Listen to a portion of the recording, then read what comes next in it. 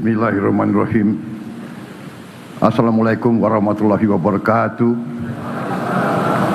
Salam sejahtera bagi kita sekalian.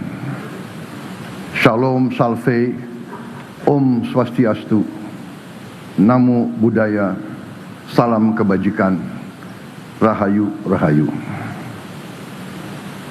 Yang saya hormati Wakil Presiden Republik Indonesia, Saudara Gibran Rakabuming Raka. Yang saya hormati Ketua Majelis Permusyawaratan Rakyat Republik Indonesia, Saudara Ahmad Muzani, dan para Wakil Ketua MPR RI. Yang saya hormati Ketua Dewan Perwakilan Rakyat Republik Indonesia, Saudari Puan Maharani, dan para Wakil Ketua DPR RI. Yang saya hormati Ketua Dewan Perwakilan Daerah Republik Indonesia, Saudara Sultan Bakhtiar Najamuddin, beserta para Wakil Ketua DPD RI. Yang saya hormati pimpinan serta seluruh anggota MPR RI, DPR RI, dan DPD RI. Para pimpinan lembaga tinggi negara yang hadir. Yang saya hormati para ketua umum partai politik yang hadir. Ketua umum PDI Perjuangan yang diwakili oleh Saudara Puan Maharani. Ketua umum Partai Golkar Saudara Bahlil Lahadalia. Ketua Umum Partai Nasdem, Saudara Surya Dharma Paloh. Yang mewakili Ketua Umum Partai Kebangkitan Bangsa, Saudara Abdul Muhaimin Iskandar yang sedang berangkat haji. Presiden Partai Keadilan Sejahtera, Saudara Muzamil Yusuf. Ketua Umum Partai Amanat Nasional, Saudara Zulkifli Hasan. Ketua Umum Partai Demokrat, Saudara Agus Harimurti Yudhoyono. Yang saya hormati Ketua Badan Pemeriksa Keuangan, Ketua Mahkamah Agung, Ketua Mahkamah Konstitusi, Ketua Komisi Yudisial, Gubernur Bank Indonesia, dan pimpinan lembaga-lembaga tinggi negara lainnya. Saya hormati para Menteri, Panglima TNI, Kapolri, Jaksa Agung, serta seluruh anggota Kabinet Merah Putih yang hadir. Dan yang saya hormati perwakilan dari kelompok-kelompok masyarakat yang hadir. Dan yang saya muliakan saudara-saudara sebangsa dan setanah air yang saya cintai dimanapun engkau berada. Alhamdulillah Rabbil Alamin. Puji syukur kita panjatkan kehadirat Allah Subhanahu wa Ta'ala. Atas rahmat dan hidayahnya kita dapat menjalankan tugas kenegaraan hari ini dalam suasana yang aman, tentram, dan damai. Pada kesempatan yang baik ini, saya ingin menyampaikan penghargaan saya setinggi-tingginya kepada pimpinan dan anggota MPR, DPR, dan DPD RI atas diselenggarakannya rapat paripurna DPR ini yang dihadiri anggota DPR dan DPD RI bertepatan dengan peringatan Hari Kebangkitan Nasional kita. Saya sengaja minta waktu untuk berdiri di hadapan saudara-saudara sekalian untuk menyampaikan langsung sendiri arah kebijakan ekonomi dan fiskal negara kita sebagai pembicaraan pendahuluan dalam penyusunan rancangan anggaran pendapatan dan belanja negara APBN tahun 2027. Pimpinan dan seluruh anggota Dewan yang saya muliakan, Kita sekarang sebagai bangsa menghadapi tantangan geopolitik dan geoekonomi yang penuh dengan konflik, ketegangan, dan ketidakpastian. Peperangan terjadi di banyak tempat, bahkan di Eropa, di Timur Tengah, di kawasan yang walaupun jauh dari kita, tetapi ternyata memiliki dampak dan pengaruh yang sangat besar terhadap kehidupan kita. Oleh karena itu, karena kondisi yang kita hadapi seperti ini, saya berpendapat bahwa Presiden Republik Indonesia harus hadir langsung menyampaikan pokok-pokok pikiran perekonomian dan pengelolaan negara. Saudara-saudara sekalian, saya telah disumpah oleh saudara-saudara sekalian, di hadapan saudara-saudara sekalian, dan di hadapan rakyat. Tugas saya untuk menjalankan Undang-Undang Dasar Negara Republik Indonesia 1945, di mana saya bertanggung jawab untuk melindungi segenap tumpah darah Indonesia, bertanggung jawab untuk memajukan kesejahteraan, memajukan kecerdasan bangsa, untuk menjaga peran Indonesia dalam menjaga perdamaian dan ketertiban dunia. Dalam rangka itulah saya memandang bahwa anggaran pendapatan dan belanja negara bukan sekedar dokumen keuangan negara. APBN adalah wujud dari alat perjuangan kita sebagai bangsa. APBN adalah alat untuk melindungi rakyat, alat untuk memperkokoh dasar-dasar dan sendi-sendi ekonomi bangsa, alat untuk memastikan setiap warga negara dapat hidup lebih sejahtera, dan sebagai alat untuk menjadi pedoman perjalanan kita ke depan. Dengan kesadaran itu, APBN kita susun sebagai bentuk komitmen bersama untuk mewujudkan cita-cita mulia yang telah diamanatkan dalam Undang-Undang Dasar kita, Undang-Undang Dasar tahun 1945. Suatu Undang-Undang Dasar yang lahir dari kancah perjuangan lama, perjuangan untuk meraih kemerdekaan yang berjalan ratusan tahun, yang telah meminta korban ribuan, puluhan ribu pendahulu-pendahulu kita, yaitu cita-cita mewujudkan suatu negara Indonesia yang merdeka, yang berdaulat, yang adil, yang makmur, yang berdiri di atas kaki kita sendiri. Saudara-saudara sekalian, sekarang izinkanlah saya menyampaikan angka-angka kunci dari kerangka ekonomi makro dan pokok-pokok kebijakan fiskal, atau bisa kita sebut KEM PPKF tahun 2027. Pertama, pendapatan negara dalam APBN 2027 kami targetkan mencapai kisaran 11,82 hingga 12,40% dari produk domestik bruto kita. Untuk mendukung berbagai program prioritas dan program-program vital kita, belanja negara direncanakan berada pada kisaran 13,62 hingga 14,80% dari PDB kita. Dari sisi pembiayaan, defisit kita di tahun 2027, defisit APBN akan kami jaga pada kisaran 1,80 hingga maksimal 2,40% PDB. Dan kita akan berjuang terus untuk menekan dan memperkecil defisit ini. Suku bunga surat berharga negara SBN tenor 10 tahun kami jaga berada pada kisaran 6,5 hingga 7,3%. Nilai tukar rupiah terhadap dolar Amerika Serikat berada pada rentang 16.800 rupiah hingga 17.500 rupiah.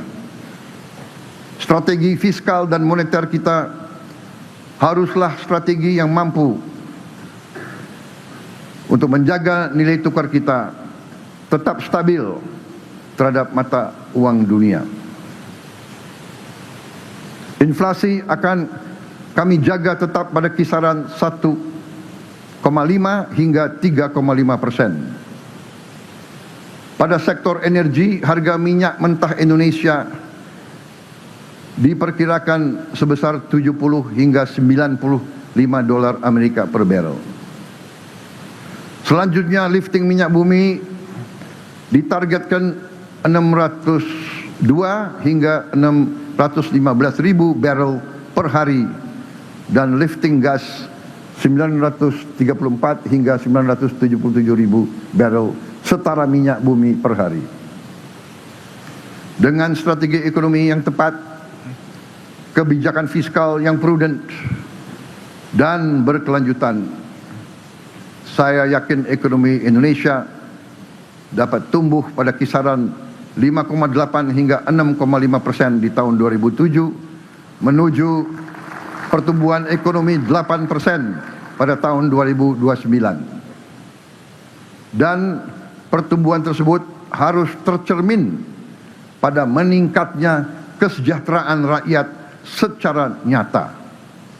Karena itu, angka kemiskinan ditargetkan turun ke rentang 6,0 hingga 6,5% dari target sebelumnya 6,5 hingga 7,5%.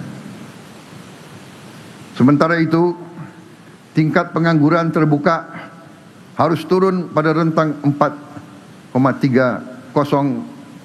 hingga 4,87% dari target sebelumnya 4,44 hingga 4,96%. Lebih lanjut, rasio Gini kita targetkan harus semakin membaik pada rentang 0,362 hingga 0,367 dari target sebelumnya 0,377 hingga 0,380. Jarak antara yang terkaya dan yang termiskin tidak boleh semakin lebar, bahkan harus kita perjuangkan untuk terus menyempit. Dengan berbagai program prioritas di bidang sumber daya manusia, indeks modal manusia ditargetkan membaik menjadi 0,575 dari sebelumnya 0,570. Dibantu berbagai program di bidang pertanian, indeks kesejahteraan petani ditargetkan meningkat menjadi 0,8038 dari sebelumnya 0,7731. Nilai tukar petani atau NTP yang sekarang sudah mencapai angka tertinggi sepanjang sejarah di angka 126, harus kita perjuangkan untuk bisa kita tingkatkan lagi. Kita juga akan membuka lapangan kerja secara besar-besaran. Ditargetkan proporsi lapangan kerja formal meningkat menjadi 40,81% di tahun 2007 dari sebelumnya 35,00% di tahun 2026 atau naik 5,81%. Saudara-saudara sekalian, demikian telah saya sampaikan angka-angka kunci dari kerangka ekonomi makro dan pokok-pokok kebijakan fiskal tahun 2027. Sekarang saya minta waktu untuk menyampaikan beberapa hal yang fundamental tentang perekonomian kita. Saya merasa hari ini harus saya sampaikan dari eksekutif kepada legislatif, dihadiri oleh pimpinan-pimpinan lembaga tinggi negara. Marilah kita berani untuk menghadapi masalah walaupun itu merupakan tantangan, hambatan, atau kekurangan. Tentang pengelolaan ekonomi negara kita sesungguhnya telah dirumuskan oleh para pendiri bangsa kita. Para pendiri bangsa kita bukan orang-orang yang lugu atau naif. Mereka merasakan penjajahan, mereka merasakan dijajah, mereka merasakan dihina, mereka merasakan diperbudak, mereka merasakan dirampas kehormatan, dirampas harga diri, dirampas dignity bangsa Indonesia. Mereka menyaksikan dan merasakan dihilangkan segala kehormatan, segala kepercayaan diri kepada bangsa, kepada budaya, kepada sejarah kita. Mereka merasakan apa artinya imperialisme itu. Mereka merasakan bahwa bangsa Indonesia ditempatkan derajatnya di bawah anjing. Mereka melihat dan merasakan kekayaan Nusantara ratusan tahun diambil oleh penjajah kita untuk memperkaya mereka. Hendaknya janganlah kita terlalu kagum kepada bangsa-bangsa yang kayanya dari merampas kekayaan bangsa-bangsa lain.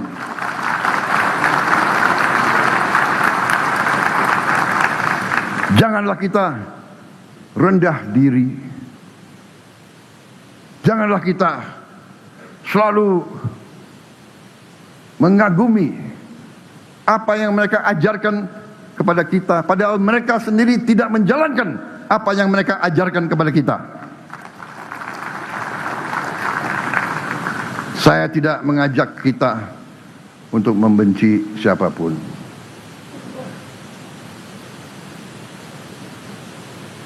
Saya tidak mengajak kita membenci bangsa-bangsa lain.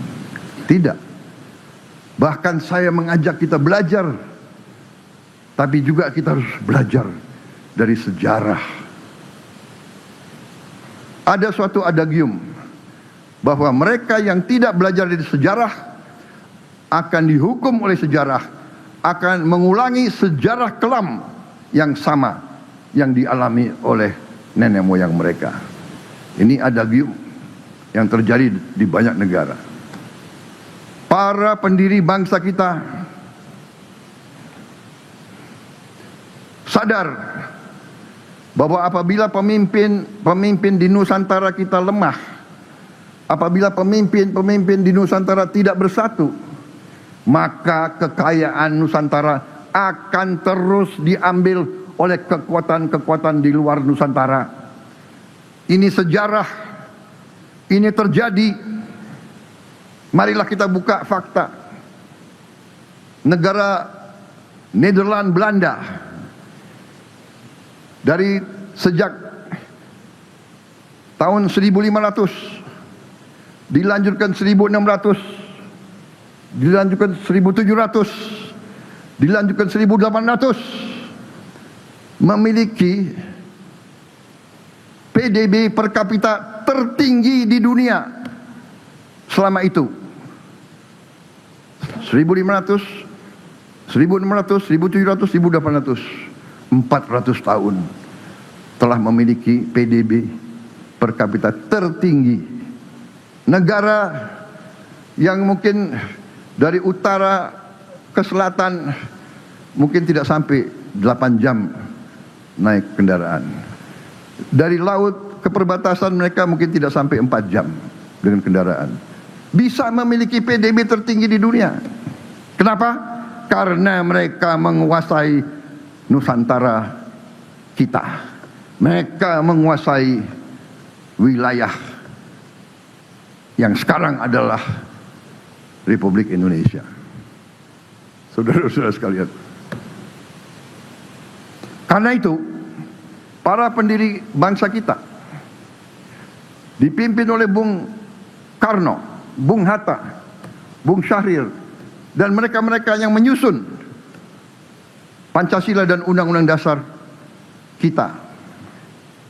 Undang-Undang Dasar 1945. Mereka telah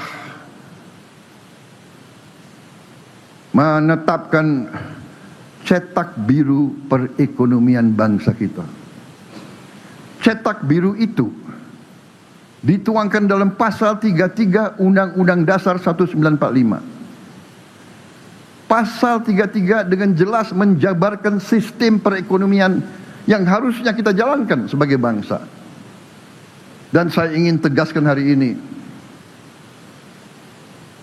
keyakinan saya bahwa apabila kita menjalankan pasal 33 Undang-Undang Dasar 1945, kita jalankan dengan baik, kita jalankan dengan murni dan konsekuen, negara kita akan memiliki sumber daya yang cukup untuk menjamin Indonesia sungguh-sungguh akan menjadi negara yang makmur, yang adil, di mana rakyatnya menikmati kesejahteraan dan kualitas hidup yang layak.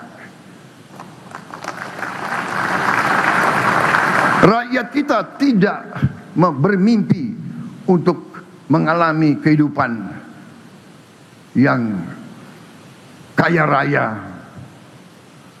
tapi mereka bermimpi untuk bisa hidup dengan layak, dengan baik. Mereka bermimpi bisa makan dengan baik tiap hari, bisa memberi susu untuk anak-anaknya, bisa mencari obat bila mana anak mereka sakit atau bapak mereka sakit. Mereka bermimpi bisa punya rumah yang layak. Mereka bermimpi bisa melihat anaknya berangkat sekolah dengan sehat. Mereka bermimpi bahwa orang tuanya bisa dapat pekerjaan yang baik dengan pendapatan yang cukup. Itu adalah mimpi dan harapan rakyat kita. Saudara-saudara sekalian, setelah saya evaluasi, setelah saya melihat angka-angka, setelah saya melihat sungguh betapa besarnya kekayaan kita, saya semakin yakin bahwa menjalankan Undang-Undang Dasar 1945 ini haruslah menjadi tanggung jawab kita semua. Kita tentu ingin masa depan yang lebih baik untuk rakyat kita. Untuk itu, menurut pendapat pemerintah, dan saya yakin seluruh patriot Indonesia akan mendukung, bahwa bumi dan air dan semua kekayaan alam yang terkandung di dalamnya harus dinikmati oleh seluruh rakyat Indonesia.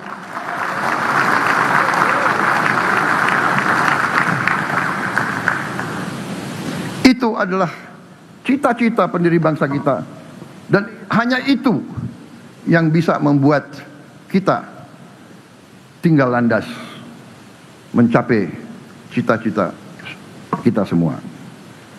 Saudara-saudara sekalian, kita ingin petani-petani kita tersenyum, cerah karena hasil panen yang melimpah dan mendapat nilai yang sewajarnya, nilai yang cukup tinggi. Kita ingin nelayan-nelayan kita yang mempertaruhkan nyawa untuk menghasilkan protein untuk rakyat kita, pergi ke laut dengan perlengkapan yang baik dan aman, dan mendapatkan hasil tangkapan yang bernilai tinggi. Sekarang nelayan-nelayan kita sulit mendapat es batu. Es batu saja mereka sulit untuk mendapatkan, apalagi solar yang mereka butuh. Pemerintah akan intervensi, akan melakukan upaya besar. Kita akan bangun dalam 3 tahun yang akan datang 5.000 desa nelayan.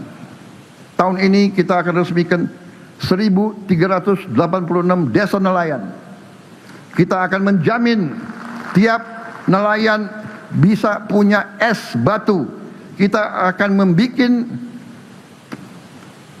instalasi pembuat es batu di tiap desa nelayan. Kita akan membuat ruang cold storage pendingin di setiap desa nelayan. Dan kita akan bikin SPBU khusus untuk nelayan di setiap desa nelayan. Para nelayan kita harus kita berdayakan, karena mereka di ujungnya akan menguasai lautan kita. Saudara-saudara sekalian, kita ingin guru-guru kita terjamin kesejahteraannya. Masa depan suatu bangsa ditentukan oleh kualitas pendidikan yang dapat diberikan kepada anak-anaknya. Kualitas pendidikan ditentukan oleh guru-guru yang berkualitas, guru-guru yang semangat, guru-guru yang gembira, guru-guru yang bisa menjadi contoh bagi generasi-generasi penerus bangsa. Memperbaiki kondisi kehidupan guru harus menjadi prioritas kita. Kita ingin juga usaha mikro, kecil dan menengah kita berkembang, sehingga bisa mendapat penghasilan yang cukup baik untuk sebagian besar rakyat kita. Dan kita ingin para orang tua serta mereka yang sudah lanjut usia dan hidup sendiri dapat hidup dengan tenang di usia senja, karena ditopang jaringan jaminan sosial yang memadai. Kita ingin melihat Indonesia yang setiap warga negaranya hidup rukun, damai, cukup sandang pangan dan papan. Kita ingin Indonesia yang gemah ripah, loh jinawi, toto tentrem, kerto raharjo.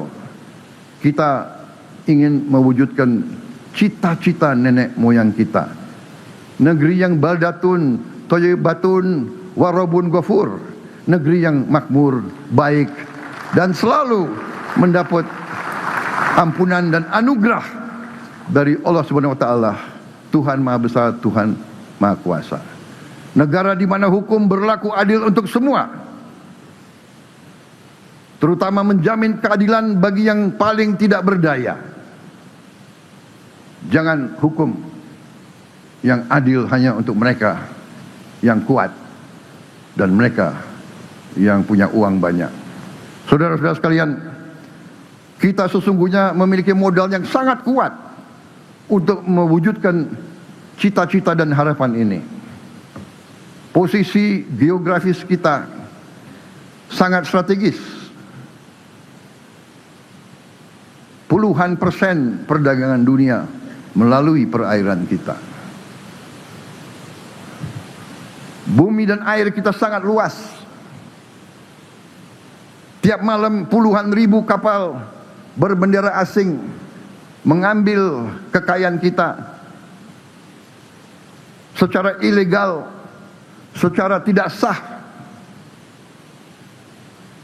Harus kita tegakkan kedaulatan kita di lautan kita sendiri. Kita memiliki bonus demografi yang menopang domestik, konsumsi domestik, dan pasar domestik yang besar. Pasar kita bisa sebesar Eropa, dan sungguh sumber daya alam kita melimpah. Kita punya komunitas-komunitas yang sangat berharga. Batu bara kita, nikel kita, tembaga kita, minyak kelapa sawit kita, logam tanah jarang, kekayaan laut yang melimpah. Saudara-saudara sekalian, Indonesia adalah pengekspor minyak kelapa sawit terbesar di dunia. Devisa ekspor minyak kelapa sawit mencapai 23 miliar dolar, setara dengan 391 triliun rupiah pada tahun 2025. Indonesia juga adalah pengekspor batu bara terbesar di dunia. Devisa ekspor batu bara mencapai 30 miliar dolar Amerika, setara 510 triliun rupiah pada tahun 2025. Selain itu, kita juga sekarang sudah jadi pengekspor paduan besi atau ferroalloys terbesar di dunia. Devisa ekspor paduan besi kita mencapai 16 miliar dolar, setara dengan 272 triliun rupiah pada tahun 2025. Tiga komoditas strategis ini menghasilkan devisa lebih dari 65 miliar dolar Amerika, setara dengan 1.100 triliun rupiah per tahun. Tapi marilah kita jujur kepada diri kita sendiri. Hari ini Indonesia sebagai negara anggota G20, tapi rasio belanja negara kita terhadap produk domestik bruto kita adalah yang paling rendah di antara negara-negara G20. Demikian juga rasio penerimaan negara kita terhadap PDB kita adalah yang paling rendah di antara negara-negara G20. Dari data terbaru IMF kita bisa melihat rasio pendapatan Meksiko 25% dari PDB, India 20% dari PDB, Filipina 21% dari PDB, Kamboja saja 15% dari PDB, Indonesia 11 sampai 12% dari PDB. Kita harus introspeksi dan sadar dan berani bertanya, kenapa kita tidak bisa kelola ekonomi kita sehingga pendapatan negara kita bisa setara dengan negara-negara seperti Filipina, Meksiko. Sekarang pun kita masih di bawah Malaysia. Apa yang sebabkan kita tidak mampu? Bedanya apa kita sama orang Malaysia, orang Kamboja? Bedanya apa kita sama orang Filipina?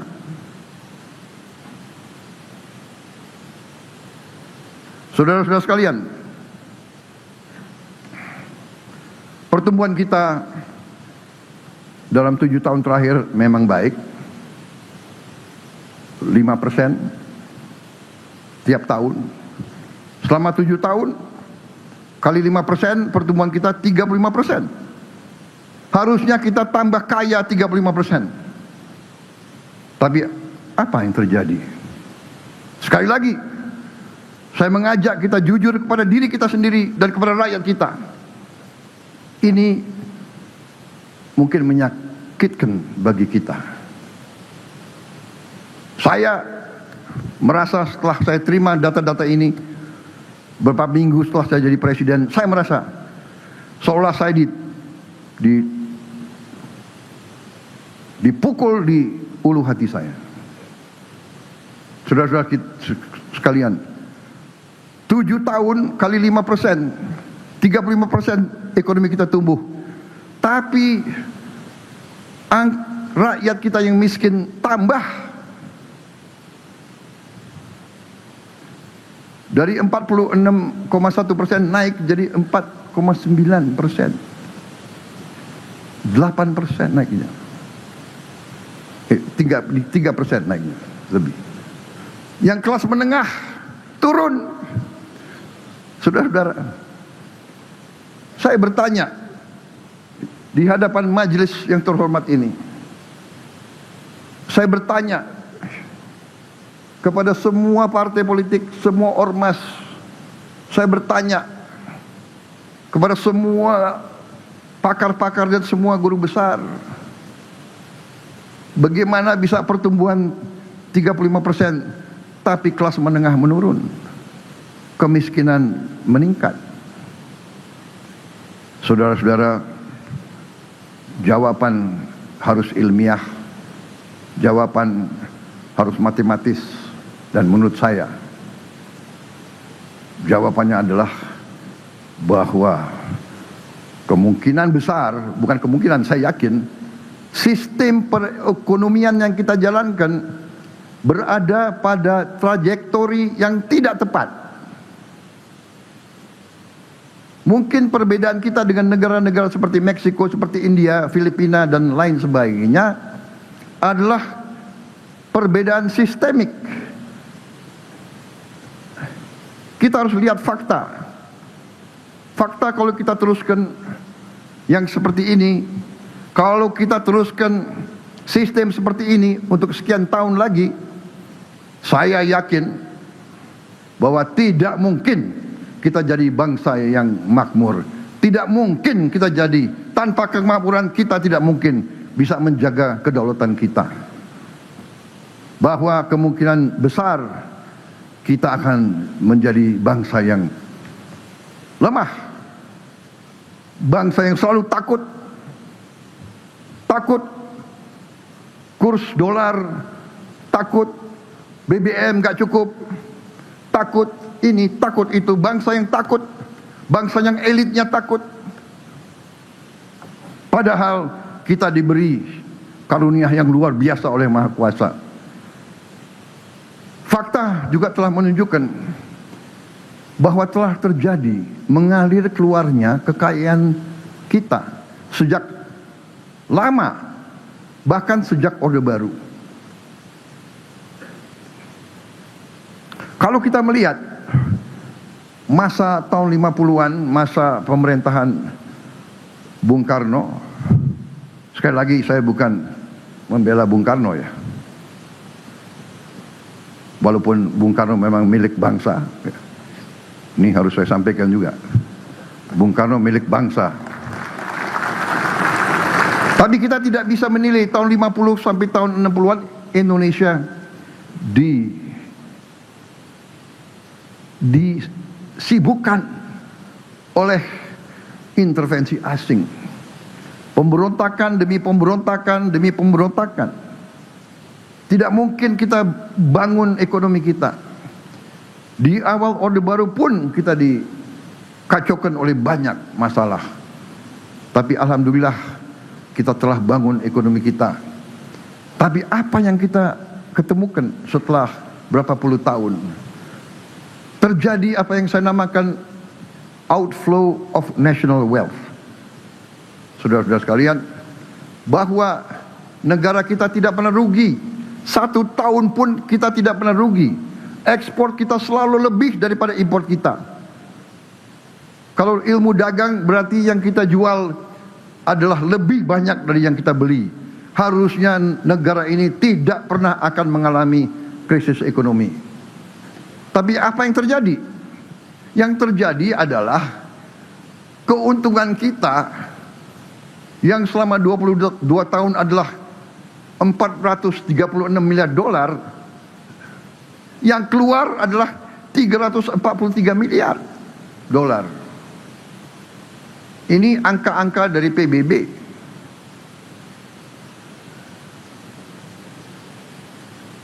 Berarti selama 22 tahun kekayaan kita yang tinggal di Indonesia adalah 436 miliar dikurangi 343 miliar.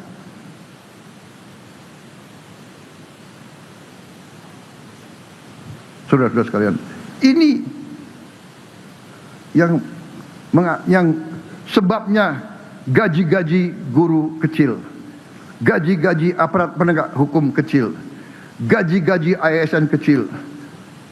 Ini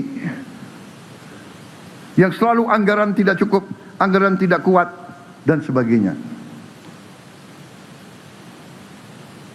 Selama 34 tahun, apa yang terjadi? Yang terjadi adalah apa yang disebut under invoicing. Under invoicing adalah sebenarnya fraud atau penipuan yang mereka jual, yang dijual oleh pengusaha-pengusaha tidak dilaporkan yang sebenarnya. Banyak di antara mereka membuat perusahaan di luar negeri. Dia jual dari perusahaan dia di dalam negeri ke perusahaan dia di luar negeri yang harganya jauh di bawah harga yang sebenarnya. Ini yang terjadi. Sekali lagi, ini adalah data dari PBB.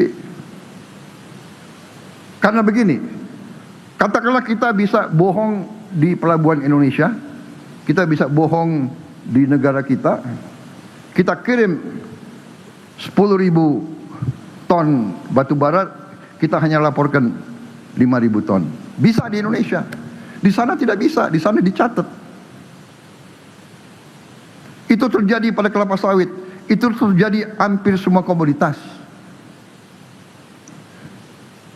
Itu adalah penipuan di atas kertas. Ada lagi penyeludupan. Ada lagi penyeludupan melalui pelabuhan.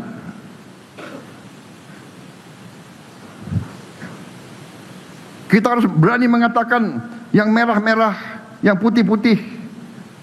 Kita harus berani mengatakan apa adanya. Kita harus perbaiki lembaga-lembaga pemerintah kita.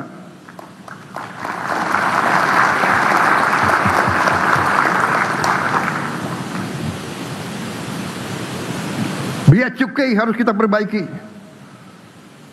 Saya masih ingat di zaman Orde Baru, saking parahnya biaya cukai, kita tutup biaya cukai. Kita outsourcing ke swasta. Dan penghasilan negara naik. Apa enggak sedih itu?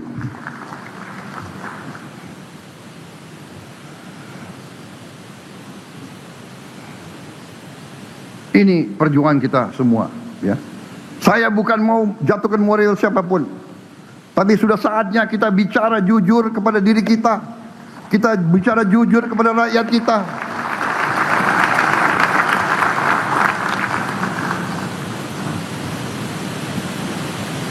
Saudara-saudara sekalian, coba ditayangkan lagi slide. 900 miliar dolar kita hilang. Bayangkan kalau 900 miliar dolar kita nikmati, kita pakai, negara apa Indonesia ini? Saudara sekalian. Ada under invoicing, ada under counting, ada transfer pricing, saudara-saudara. Banyak di antara kalian senyum, mungkin di antara kalian ada pengusaha-pengusaha juga di ruangan ini. Berarti tahu apa yang saya bicara itu keadaan yang sebenarnya, saudara-saudara sekalian. Kita sudah hitung, kita sudah pakai random, kita tahu bahwa perbedaan antara yang dilaporkan, yang tidak dilaporkan itu sering mencapai 50%. Yang dilaporkan adalah 50% dari keadaan yang sebenarnya. Saudara-saudara sekalian. Dan kita merasa aneh. Kita produsen kelapa sawit terbesar di dunia, tapi harga kelapa sawit ditentukan di negara lain. Saya mengatakan kepada menteri-menteri saya, ini tidak boleh terjadi. Saya tidak mau kelapa sawit kita harganya ditentukan oleh bangsa lain. Kita tentukan harga kita. Dan kalau mereka nggak mau beli pakai harga kita, ya nggak usah beli, kita pakai kelapa sawit kita sendiri. Saudara-saudara sekalian.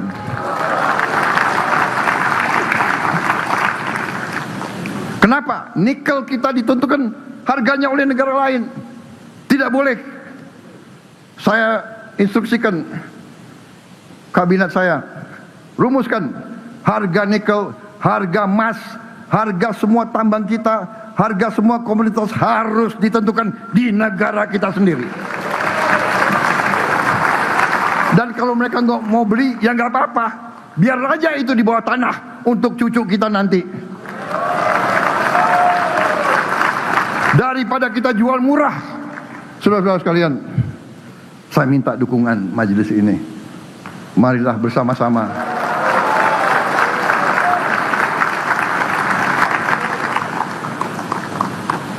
sepertinya saya lebih marahin daripada banyak kekuatan di sini.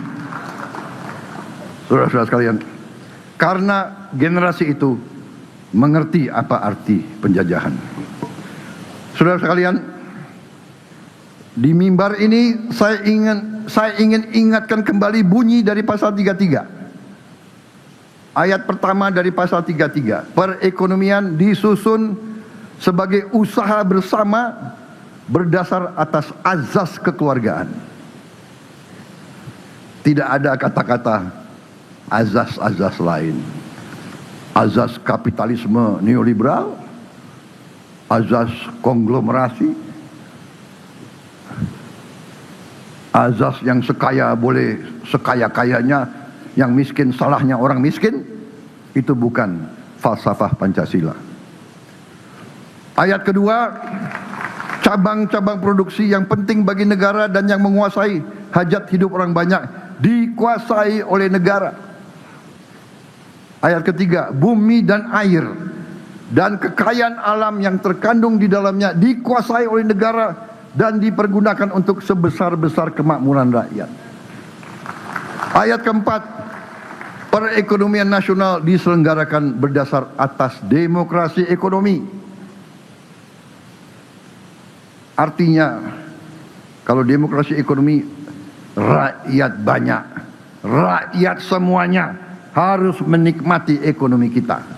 Saudara-saudara, dengan prinsip kebersamaan, efisiensi, berkeadilan, berkelanjutan, berwawasan lingkungan, kemandirian, mandiri, berdiri di atas kaki kita sendiri, dan menjaga keseimbangan, kemajuan, dan kesatuan ekonomi nasional. Saudara-saudara sekalian, saya rasa bahasa Indonesia yang digunakan oleh para pendiri bangsa kita sangat jelas. Tidak perlu kita cari tafsiran-tafsiran yang macam-macam. Ini adalah cetak biru ekonomi kita, saudara-saudara sekalian. Manakala kita menyimpang cetak biru ini, ya jangan salahkan siapa-siapa kecuali diri kita sendiri yang tidak mau menerima titipan amanah dari pendiri-pendiri bangsa kita. Seberapa jauhkah telah kita menyimpang dari cetak biru perekonomian kita sendiri?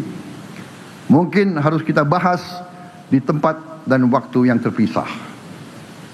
Tapi saya berkeyakinan kalau kita jalankan pasal 33 secara konsekuen, kita akan terhindar dari praktek-praktek under invoicing, under counting, dan sebagainya, pemalsuan atas tonase dan kualitas produk yang diekspor,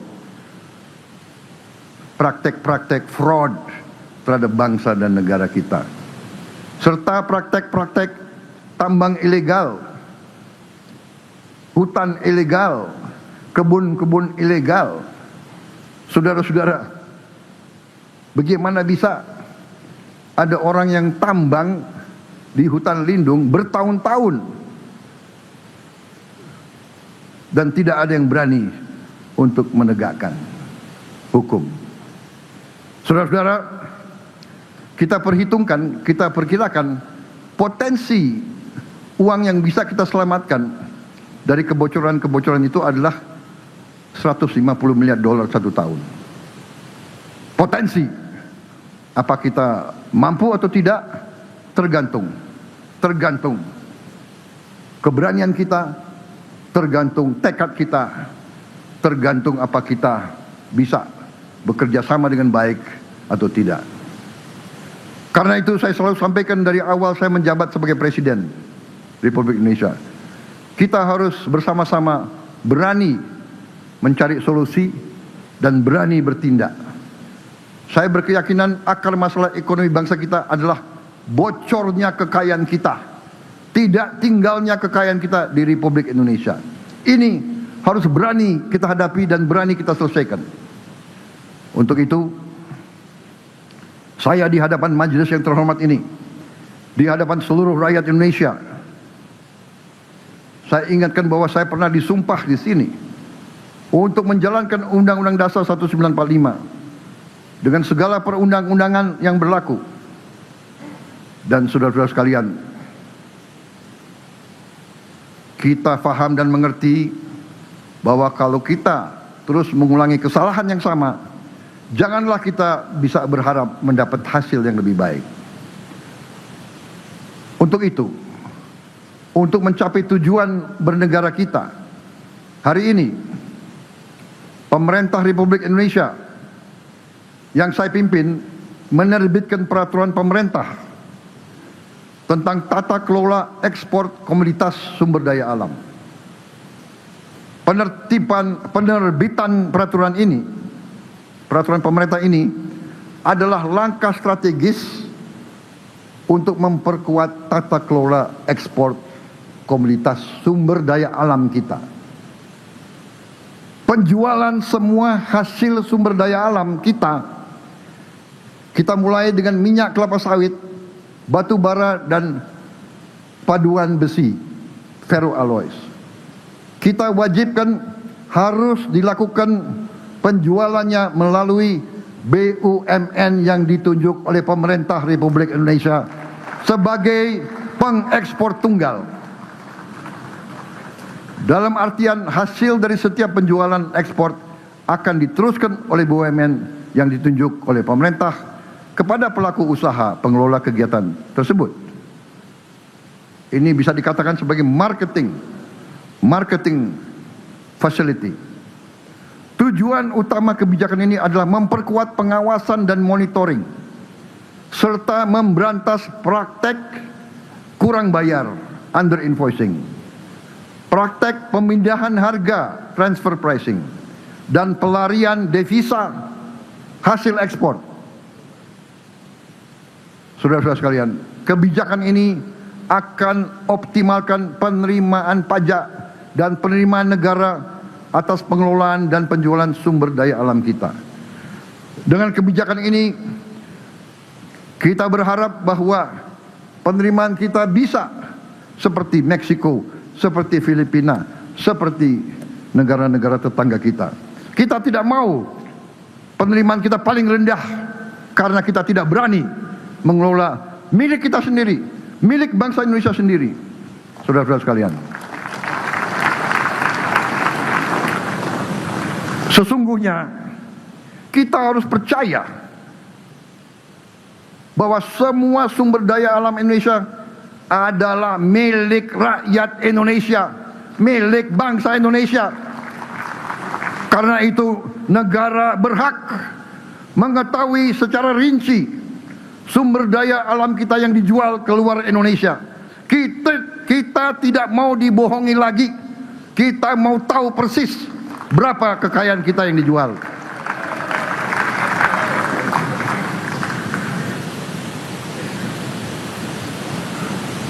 Saya percaya dan yakin setiap warga negara, apalagi pemimpin-pemimpin seperti yang ada di majelis ini, saya percaya setiap pemimpin yang punya akal sehat, yang punya kecerdasan, yang punya hati nurani, yang punya rasa cinta tanah air, saya yakin dan percaya tidak akan mengizinkan kekayaan alam kita terus dikelola tanpa pengawasan, tanpa kendali.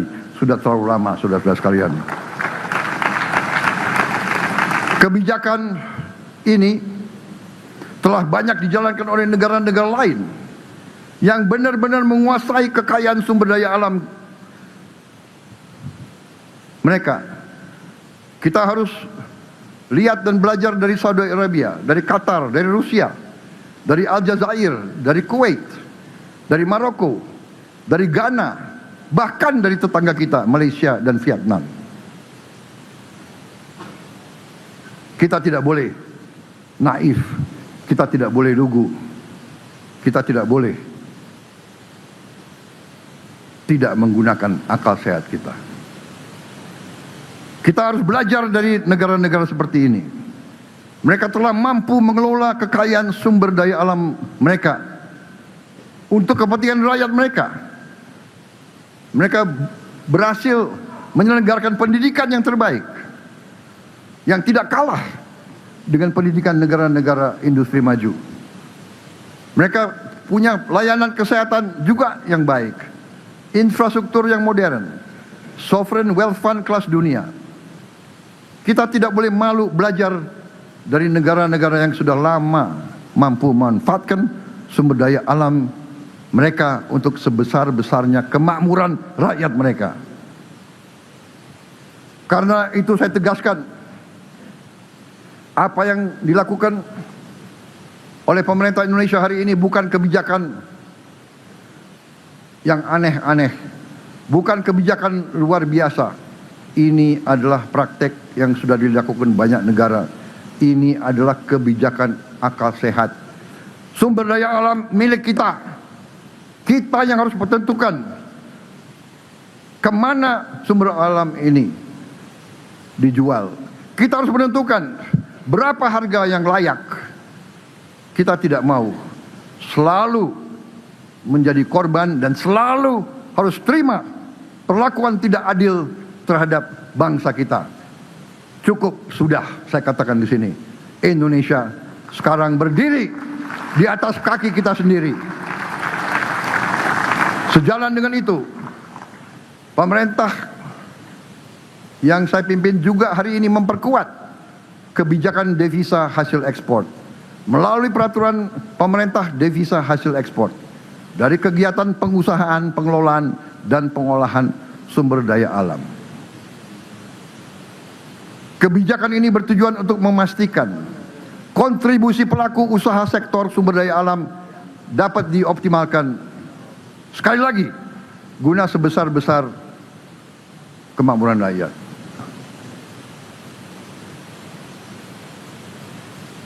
Sekali lagi, bumi, air, dan semua hasil sumber daya alam Indonesia adalah milik kita, milik rakyat dan bangsa Indonesia. Dalam usaha kita memperbaiki kelemahan-kelemahan dalam sistem tata kelola kita, saya minta saudara-saudara sekalian untuk tidak berkesimpulan bahwa Indonesia tidak perlu suatu perekonomian di mana sektor swasta memainkan peran yang besar. Justru kita perlu sektor swasta. Kita perlu mendukung peran sektor swasta. Kita butuh sektor swasta yang dinamis. Kita perlu pengusaha-pengusaha yang penuh dengan inovasi, penuh dengan inisiatif, penuh dengan inovasi, dan yang memiliki kemampuan manajerial yang baik dan handal. Justru saya selalu mengatakan bahwa perekonomian kita yang kita sebut sebagai ekonomi Pancasila atau ekonomi jalan tengah, atau istilah yang lebih populer dari dalam perkembangan perekonomian dunia, kita harus bangun Indonesia Incorporated. Perekonomian kekeluargaan, semua bergotong royong. Itu arti gotong royong. Yang kuat maju, menarik yang lemah. Yang lemah berhimpun, melaksanakan usaha bersama dalam bentuk-bentuk koperasi. Tidak boleh yang kaya menang sendiri dan membiarkan yang lemah terlantar.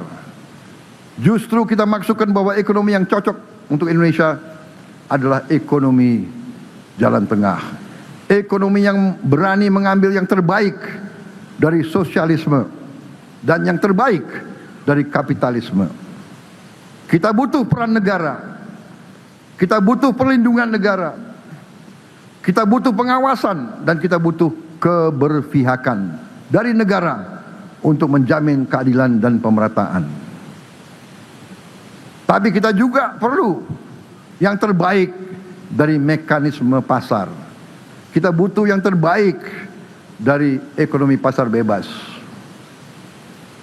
Yang saya sebut tadi, inisiatif, inovasi, persaingan, keberanian mengambil risiko, manajerial yang baik.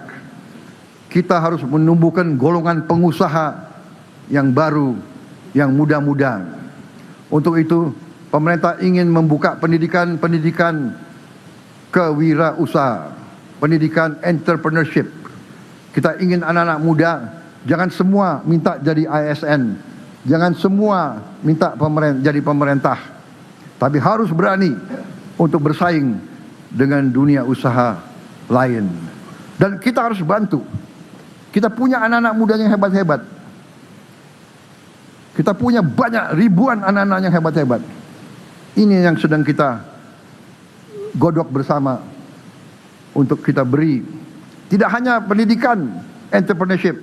Begitu dia selesai, kita juga harus memberi kredit startup. Kita harus dorong mereka, memberi kesempatan mereka untuk tumbuh jadi pengusaha-pengusaha yang kuat. pengusaha-pengusaha yang baru. Demokrasi ekonomi artinya janganlah yang itu-itu saja. Ya, saya minta bank-bank himbara, cobalah menjadi bank yang patriotik. Ya, jangan dia lagi, ya kan? Yang dikasih kredit orang yang sudah kaya. Kalau dia sudah lama terima kredit dari pemerintah, ya sudah, berjuang dong. Masa terus-menerus dikasih kepada mereka? Ya. Kemudian orang miskin, orang kaya disuruh bayar bunga lebih tinggi daripada pengusaha besar.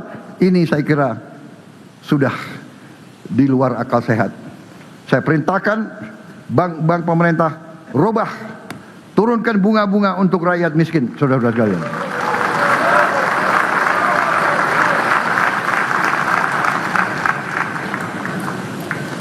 Harusnya yang besar-besar dengan kekuatan mereka, dia bisa dapat financing dari mana-mana. Kan harusnya begitu. Saudara-saudara sekalian, tapi sebaliknya, kita tidak boleh merasa bahwa negara akan berbuat semuanya. Kita tidak ingin, kita ingin justru menumbuhkan peran swasta yang lebih besar. Tapi besar, tapi benar. Jangan besar tidak benar. Kita juga harus mengakui prestasi banyak perusahaan-perusahaan kita yang bisa bersaing di tingkat global. Bagaimanapun perusahaan seperti Indofood sudah dipasarkan di seluruh dunia. Kalau saya ke Eropa, banyak orang Eropa nyarinya Indomie. Bahkan banyak negara Afrika menganggap itu produk mereka. Juga perusahaan seperti Mayora berhasil memasarkan Kopiko di lebih dari 100 negara. Karena mereka memiliki brand ambassador. Presidennya juga mendorong minum kopi di mana-mana.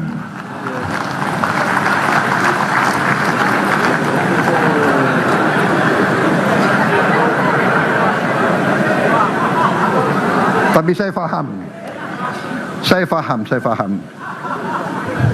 Panitia penyelenggara DPR tahu kalau ada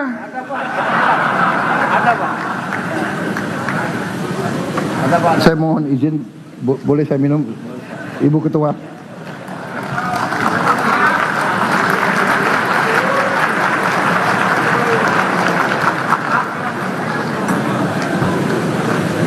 Kopiko sedang. Presidennya peminum kopi.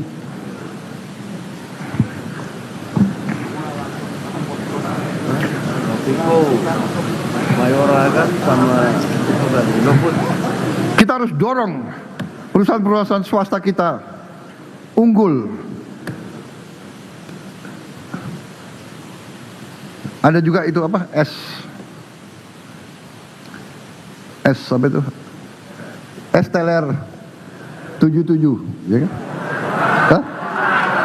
Berapa? Hah? 77 kan? Kalau orang Gerindra nggak mau bikin saingannya, Esteller 88.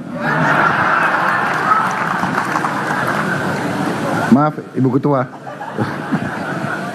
supaya nggak ngantuk nih majelis ini. Saya hanya berhak atas Gerindra ya. Jadi saya cek, ada Gerindra yang tidur nggak?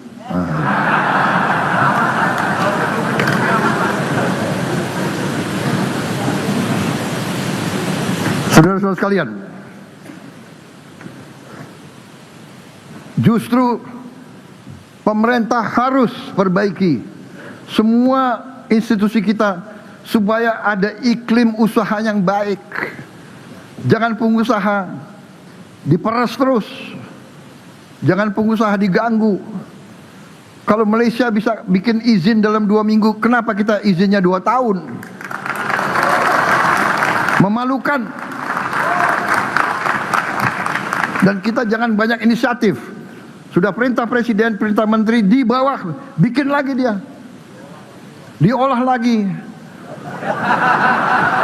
Peraturan menteri lah, peraturan teknis lah, rekomendasi lah. Akal-akalnya itu, saya ingatkan ya, semua menteri tertibkan birokrasimu ke bawah.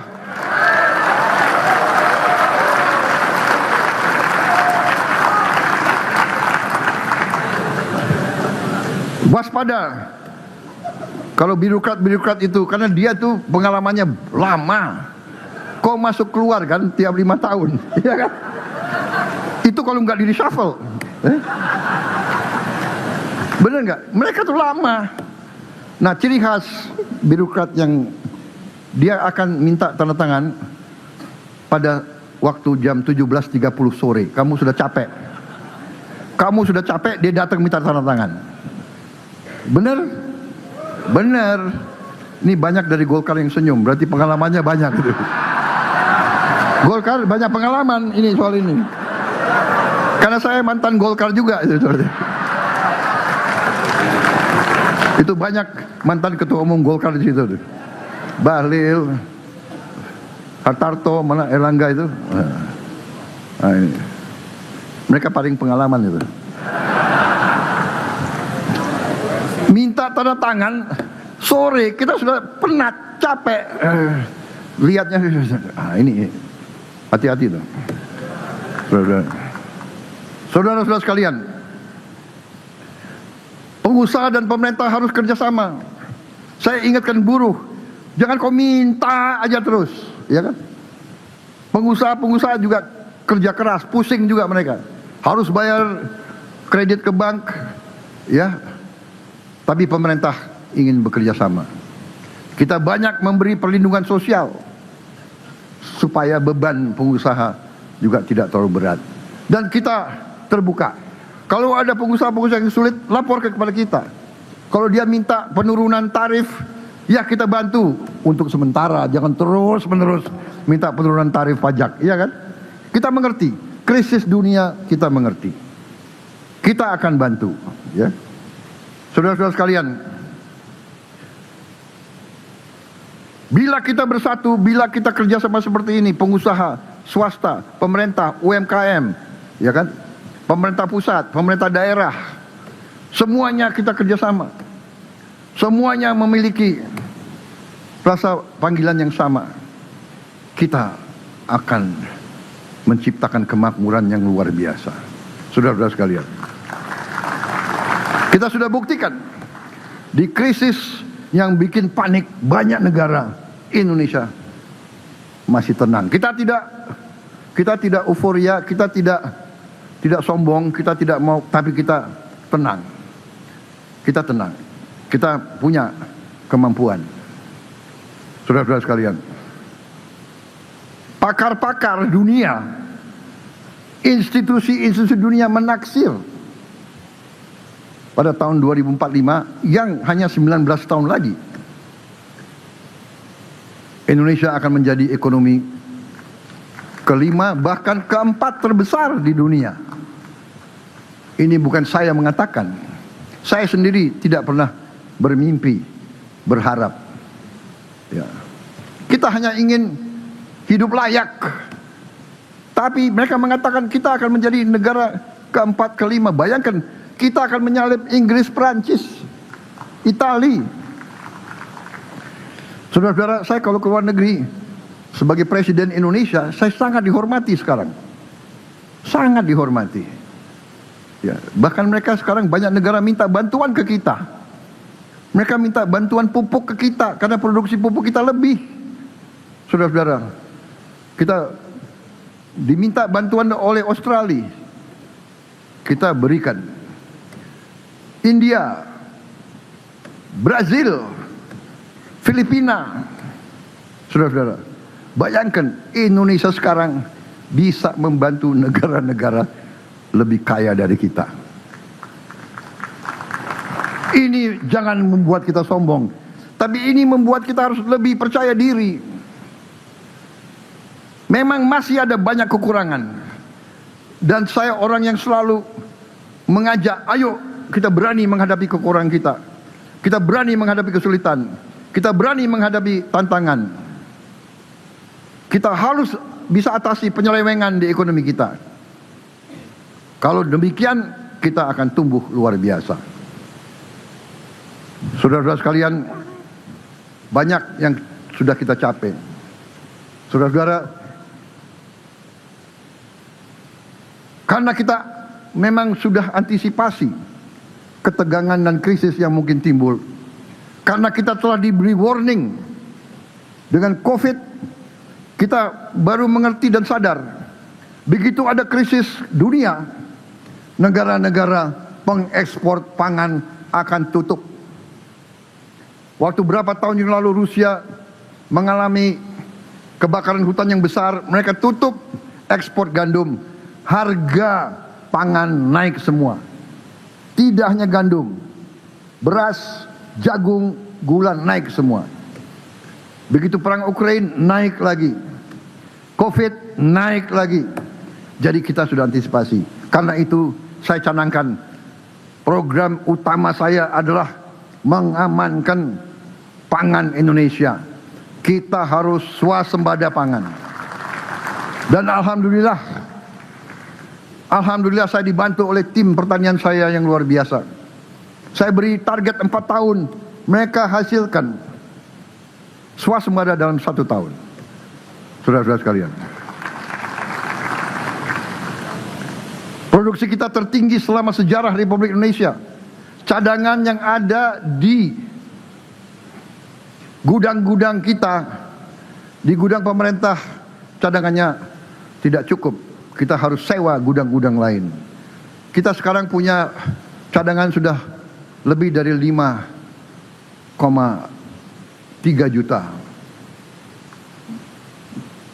ton beras cadangan. Cadangan beras Desember 2025 3,25. Sekarang 10 Mei cadangan beras yang kita kuasai 5,3 juta ton. Saudara-saudara sekalian, kita juga sudah amankan produksi pupuk kita. Untuk pertama kali dalam sejarah Republik Indonesia, harga pupuk kita turunkan 20%, saudara-saudara sekalian. Petani-petani kita sekarang bisa menikmati pupuk dengan jumlah yang cukup. Yang sekarang kita harus jaga adalah jangan sampai pupuk subsidi diselewengkan atau diselundupkan ke tempat lain. Ini harus kita jaga bersama. Saudara-saudara sekalian, masalah makan bergizi gratis. Makan bergizi gratis sekarang sudah dinikmati oleh 62,4 juta penerima setiap hari. Angka ini termasuk 6,3 juta balita, 2 juta ibu menyusui, dan 868.000 ibu hamil menerima MBG setiap hari. Kita juga akan memberi MBG ke 500.000 lansia yang tinggal sendiri, yang hidup sebatang kara, dan yang membutuhkan makan bergizi. Karena apa?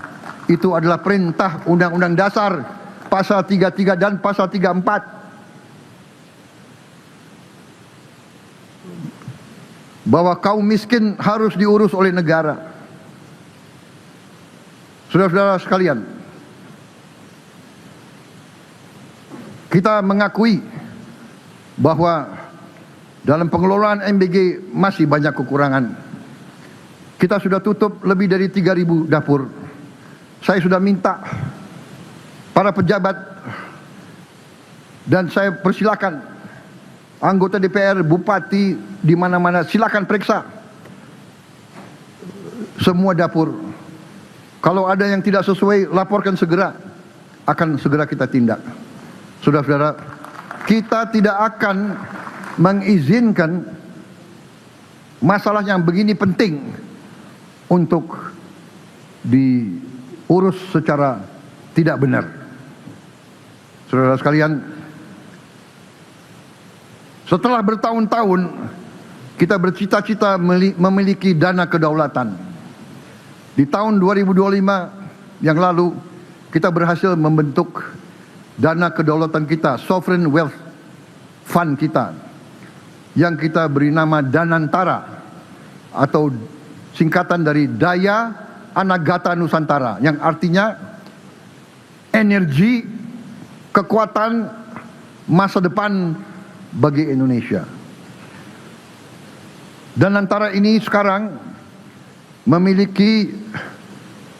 memanage lebih dari 1.000 miliar dolar kekayaan. Dan kita menemukan terus kekayaan-kekayaan negara yang saya nggak mengerti. Mungkin disembunyikan atau diapakan oleh birokrat-birokrat itu. Kita terus menemukan tanah milik negara, aset milik negara, gedung milik negara, yang nilainya tidak sedikit. Tidak sedikit. Dan antara ternyata sudah dirasakan keampuhannya. Dan antara akan mempercepat pembiayaan pembangunan, khususnya investasi dan modal kerja untuk percepatan industrialisasi. Kita harus industrialisasi. Kita harus bikin mobil kita sendiri. Kita harus bikin motor kita sendiri. Kita harus bikin televisi, komputer, handphone kita sendiri. Kita tidak boleh hanya jadi pasar untuk bangsa lain. Dan kita akan lakukan. Saya sudah kumpulkan profesor-profesor kita. Saya sudah kumpulkan pakar-pakar kita. Saya katakan, pengabdianmu untuk bangsa, wujudkan hal ini. Tidak boleh kita menyerah. Tidak boleh kita rasa rendah diri. Saudara-saudara, dengan ini industrialisasi yang kita mulai dengan hilirisasi sumber daya alam kita. Kita tidak mau sumber daya alam kita gelondongan diekspor. Nikel sudah kita wajibkan diolah di sini. Boksit harus diolah di sini. Nanti turunan-turunan batu bara akan kita buat di sini. Penciptaan lapangan pekerjaan ini sangat penting. Dari pekerjaan meningkatkan daya beli rakyat. Dari MBG saja kita sudah buka 1,2 juta lapangan kerja baru di dapur-dapur. Dan kita pastikan pasar terjamin, off-take terjamin untuk puluhan juta petani kita, peternak kita, dan nelayan kita. Dari Menteri Investasi saya mendapat laporan telah tercipta 2,7 juta lapangan kerja baru hasil realisasi investasi dari dalam dan luar negeri di tahun 2025. Setiap koperasi desa dan koperasi kelurahan Merah Putih akan membuka lapangan kerja formal baru di desa-desa. Setiap koperasi butuh 17 pekerja.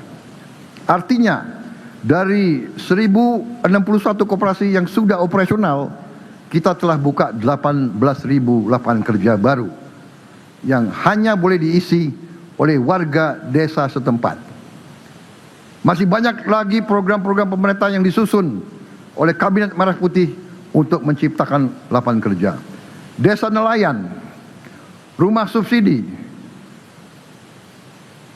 kita telah susun dalam klaster program kerja prioritas nasional atau PKPN yang terdiri dari 60 program prioritas untuk dilaksanakan hingga tahun 2026.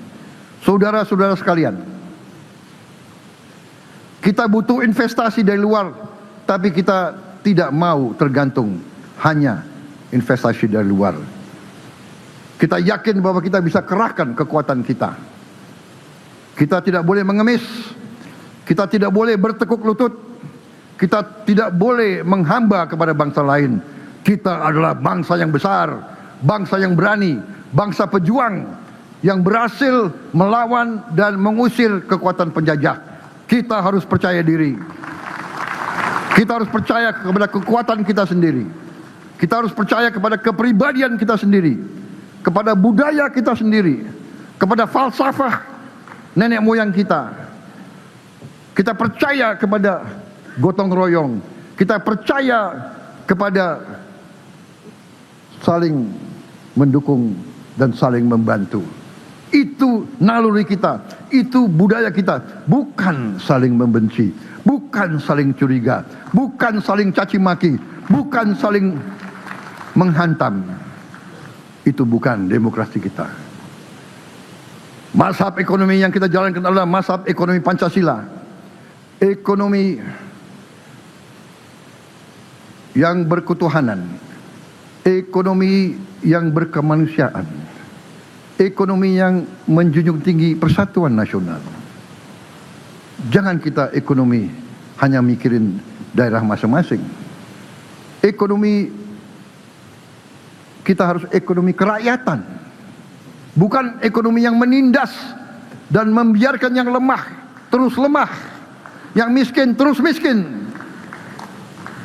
Ekonomi kita harus berkeadilan sosial. Ekonomi kita harus berpihak kepada rakyat Indonesia seluruhnya. Saudara-saudara sekalian, negara harus hadir. Negara harus menjaga keseimbangan. Negara harus memastikan pertumbuhan sekaligus pemerataan. Negara harus ambil inisiatif untuk bantu rakyat yang belum mampu, rakyat yang belum berdaya. Pemerintah harus ambil peranan. Amerika Serikat, Jepang, Tiongkok, Korea Selatan juga pernah menjalankan kebijakan-kebijakan strategis dengan peran negara yang kuat pada saat krisis, pada saat kesulitan ekonomi, dan pada saat mereka mulai industrialisasi. Saudara-saudara sekalian, tidak ada negara maju yang tidak unggul dalam memberikan pelayanan publik. Pemerintah harus menjadi pemerintah yang unggul, membantu swasta menciptakan lapangan kerja. Tidak ada negara yang maju kalau pemerintah yang lemah, birokrasi yang lemah. Tidak ada negara maju kalau tidak ada kepastian hukum. Karena itu pemerintah saya telah menaikkan gaji-gaji guru. Ada yang sampai hampir 300% naiknya penghasilan guru-guru, hakim-hakim kita. Maaf, hakim. Saya sekarang bangga karena mendapat laporan Ketua Mahkamah Agung kita penghasilannya lebih tinggi dari Ketua Mahkamah Agung Singapura. Dan juga hakim-hakim paling junior kita gajinya lebih tinggi dari gaji hakim-hakim junior di Malaysia. Saudara-saudara, ini langkah nyata untuk kita ciptakan institusi-institusi yang bersih. Kita tidak mau hakim-hakim kita disogok, dibeli. Kita tidak mau juga semua aparat-aparat kita lainnya seperti itu. Saudara-saudara, langkah-langkah yang harus diambil, kita harus perbaiki tidak hanya sistem tata kelola ekspor, sistem perekonomian kita. Kita harus berani memperbaiki institusi-institusi kita semuanya. Kita harus bertekad terus membangun pemerintah yang kuat, pemerintah yang profesional, pemerintah yang tidak korup. Kita harus bersama-sama menjaga semua. Para pengusaha mengeluh, mereka mengalami pungli-pungli yang terlalu banyak. Saya ingatkan semua kepala badan, menteri-menteri dan pemimpin-pemimpin lembaga-lembaga pemerintah untuk segera mengambil inisiatif membersihkan birokrasi yang masing-masing. Jangan ragu-ragu. Yang melanggar tindak. Sekali lagi, semua institusi pemerintah harus bekerja dengan baik. Kita harus menghilangkan korupsi, penyalahgunaan wewenang, dan praktek-praktek yang menghambat perjalanan ekonomi kita. Saya ingatkan kembali, untuk kesekian kali, biaya cukai kita harus diperbaiki. Menteri Keuangan, kalau pimpinan bea cukai tidak mampu, segera diganti.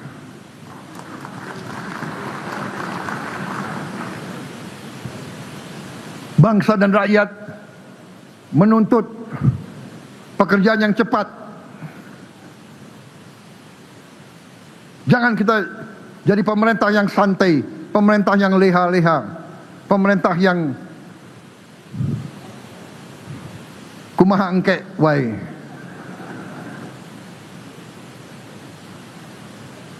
Kita harus jadi pemerintah yang didorong oleh engke kumaha, bukan kumaha engke.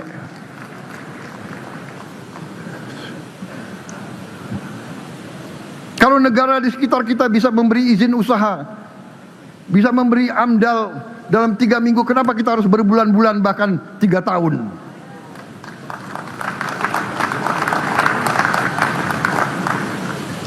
Tidak ada orang yang tidak bisa diganti. Rakyat menuntut pemerintah yang benar dan baik.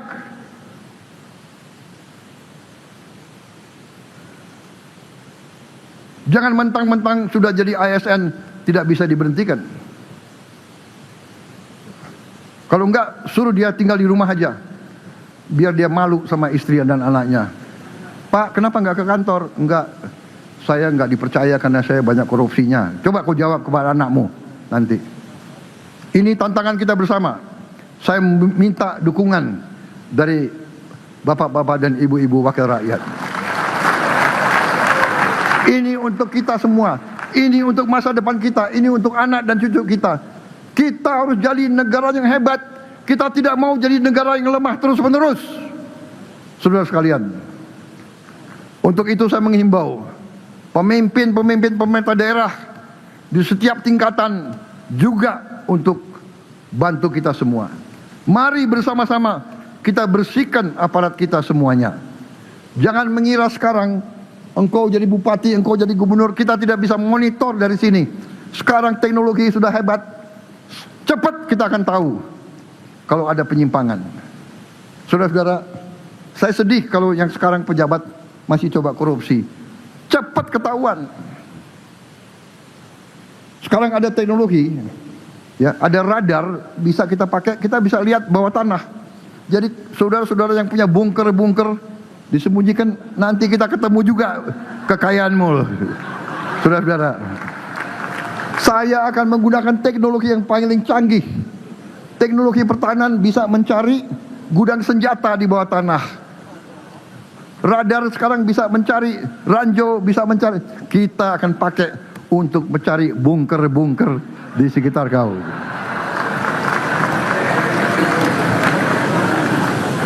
Jangan main-main sama teknologi. Iya kan?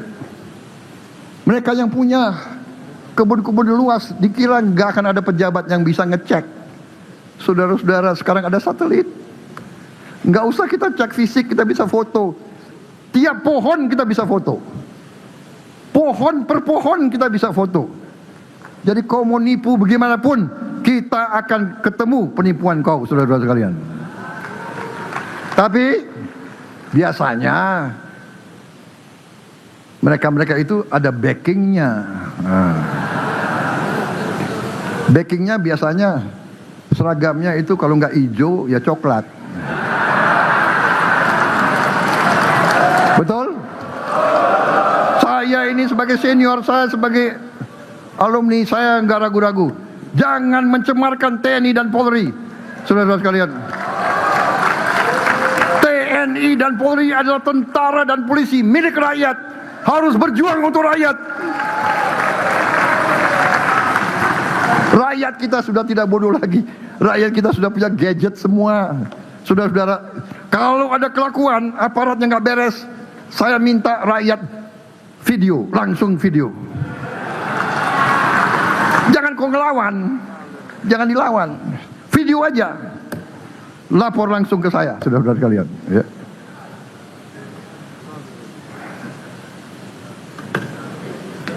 Sudah lama saya jadi orang Indonesia.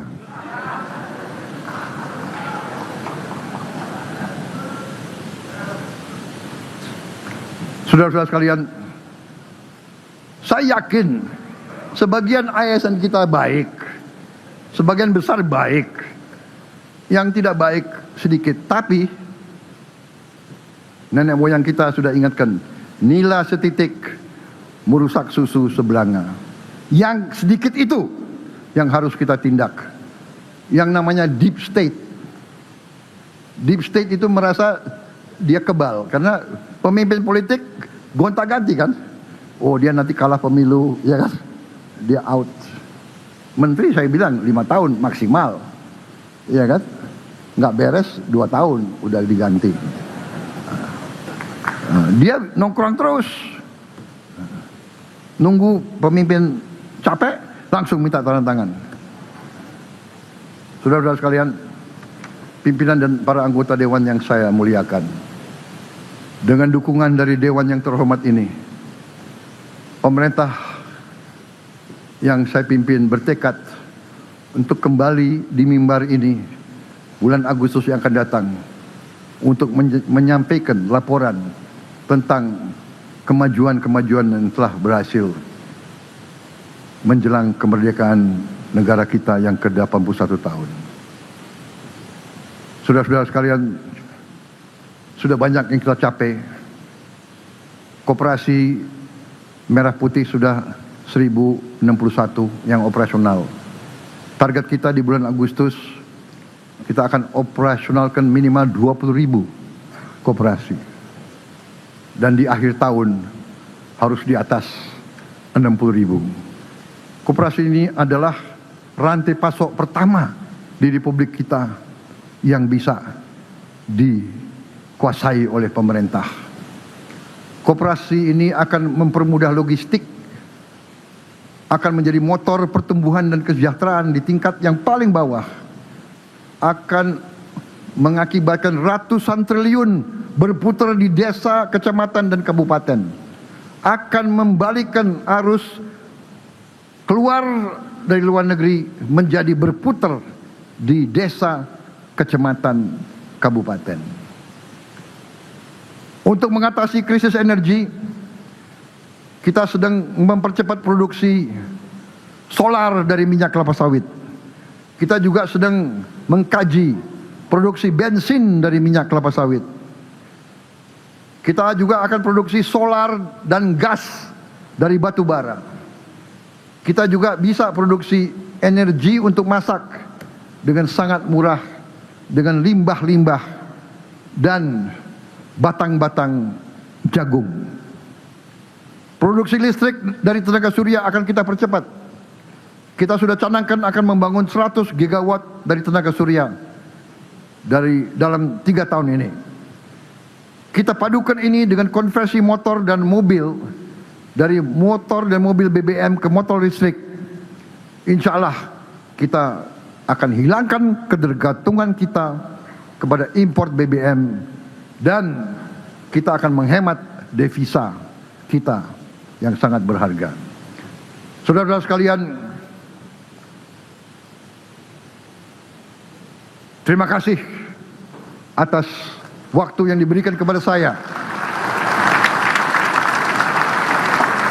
Terima kasih atas kehormatan yang diberikan kepada saya. Sekali lagi, terima kasih atas kerjasama kita. Memang tidak semua partai di sini bagian dari pemerintah. Dan saya hormati dan saya hargai itu. Demokrasi kita perlu check and balances. Saya paham dan saya mengerti bahwa PDIP berkorban untuk berada di luar pemerintah. Saya mengerti itu. Sebenarnya saya ingin ucapan terima kasih kepada PDIP.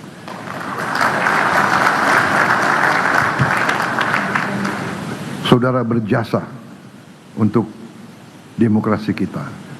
Memang maunya saya itu gotong royong. Kalau semua partai di pemerintah, alangkah manisnya. Alangkah manisnya untuk saya. Tapi mungkin tidak baik. Setiap pemimpin harus mau dikritik. Setiap eksekutif harus diawasi. Terima kasih atas pengawasan saudara. Kadang-kadang saya malam-malam sebelum tidur pilu hati saya. Ini anggota PDIP ini kadang-kadang kritiknya keras banget itu. Tapi saya sadar lama-lama sebetulnya mungkin ada dasarnya, ya kan? Ada pepatah yang mengatakan kalau orang mengingatkan kita, walaupun kita tidak suka dikasih peringatan, tapi sebenarnya dia menyelamatkan kita, saudara-saudara sekalian.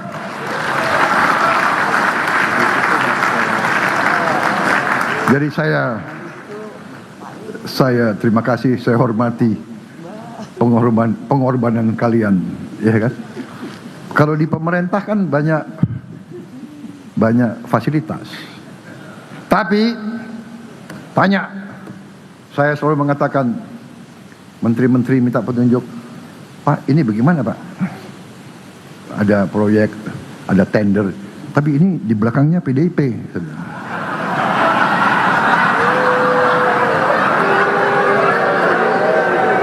Benar? Ayo menteri-menteri, benar kan? Tapi apa jawaban saya? Apa jawaban saya? Tidak ada masalah. Kalau dia menang aja. Jangan kita lihat latar belakangnya. Benar? Saudara-saudara.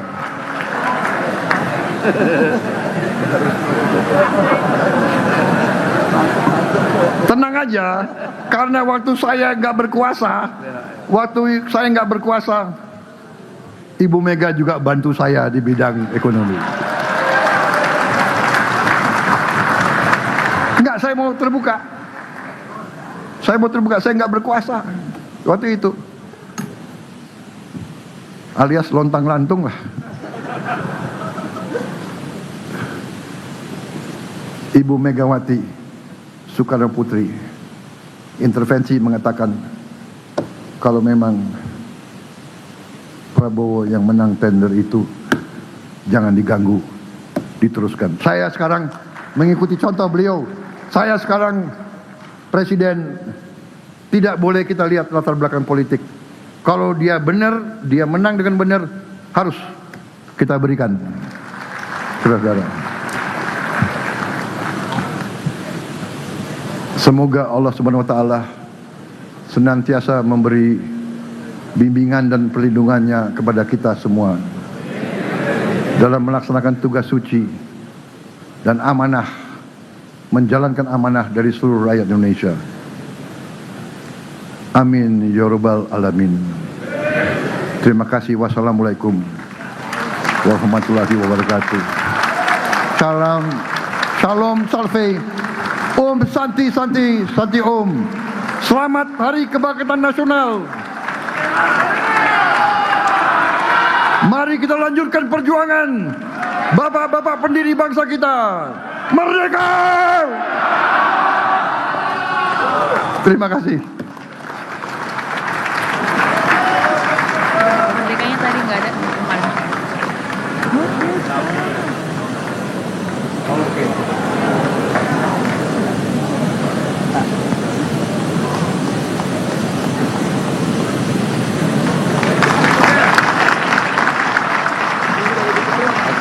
Jangan teriak dulu, coba.